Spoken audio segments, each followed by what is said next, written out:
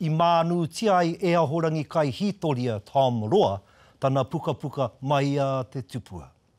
Mō ngā hoia toko ono o Tainui i puta ki te pakanga tuatahi, me tētahi, kāre i puta. I oti te puka puka i ngā marama e ono noiho, ka mutu i taua wā poto i huitahi a Tom Roa mai he paki me te whānau katoa toki toki, ki te whakatau i o rātau whakaaro, i o rātau kare a ngākau, i o rātau mōhiotanga hoki mo tō rātau tipuna.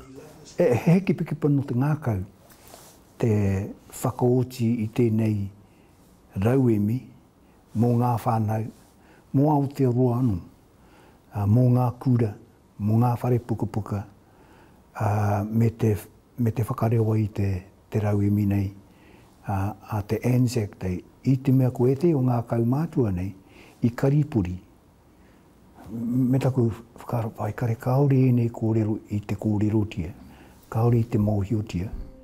Ko te rauanganga, te pōtiki o ngā tai nā te rata, te tuawhā o ngā kiingi Māori. I mā peretia kia puta ki te pakanga, engari whakanaua e ia.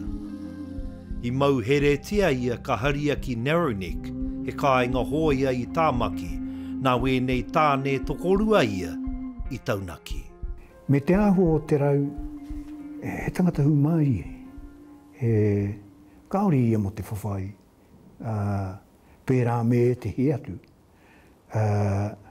He nui ana whakaaru ki tana tuakana, nui ana whakaaru ki te kiingitanga, nui pea ana whakaaru ki ngā kōrero a tāwhiao, kiingitanga mau ngārongo.